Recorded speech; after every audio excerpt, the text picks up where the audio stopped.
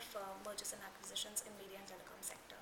So that was from 2007 to 2009, and post that I worked in a corporate finance role at a telecom company called Spice Telecom. So there we were looking at pricing of different products, competitive landscaping, and consolidating its assets. So yeah. And how the previous working experience in Morgan Stanley benefit your job as a trader? I think on two levels it's going to help me as a in the trading position. One is at Morgan Stanley, I think I developed my communication and interpersonal skills because I was constantly in touch with my seniors at different locations like New York and US, other locations like California and London.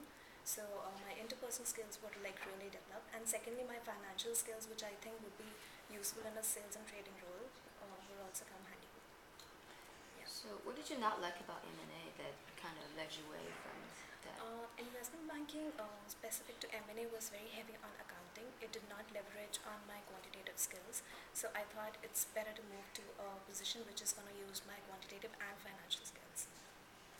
You know, the market watches closely about statistics of retail sales figure, and why do you think that is important for the market, both in the long term and short term? I'm sorry, I didn't get that question.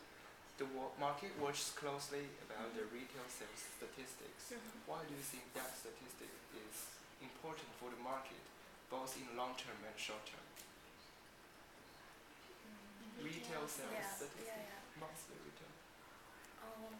Retail sales, basically, I think that particular number is reflected of the volume that is traded in the market. So I think if we track that particular statistic, it basically tells us how many shares are being traded in the exchange, and that just goes to prove whether the exchanges whether the shares are doing well or not.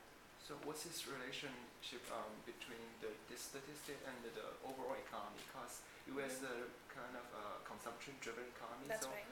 When the sales goes up, what do you think is? I think if the sales are going up, that just goes to prove that the disposable income of the population is up, which goes to prove that the employment is high. So overall, the economy is doing well. So as a potential trader, I guess, do you follow any stock or future? Tell us about.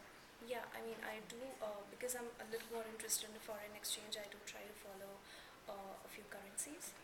Yeah. Can you talk about it? What happened recently?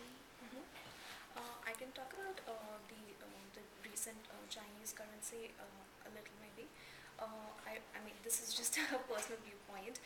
From what I understood, that the Chinese economy is trying to open up, especially in terms of its bond markets, which is why the currency is appreciating as opposed to the other currencies. But at the same time, I think it's at high risk because Chinese economy has always been very closed so far. So it's now exposing itself to newer risks. So we are not very sure if it's equipped with the kind of hedging that is required for an open economy or not. So yeah. Yeah, that concern's totally necessary. So among all the big institutions, I guess, bulge bracket firms, why did you pick DB? Okay. That's okay. Why I picked DB was I think it's one of the leading investment banks. It has a strong clientele, and personally I feel that DB is one of the only banks which saw an appreciable increase in revenues in the recession times also. Like from 2008 to 9, I think it saw a 30% increase in its revenue, which is, I think, remarkable. And also, I think its presence in 70 countries increases its regional diversification, so it is less likely to fail as opposed to the other banks. So, yeah, that's my idea. Thank you.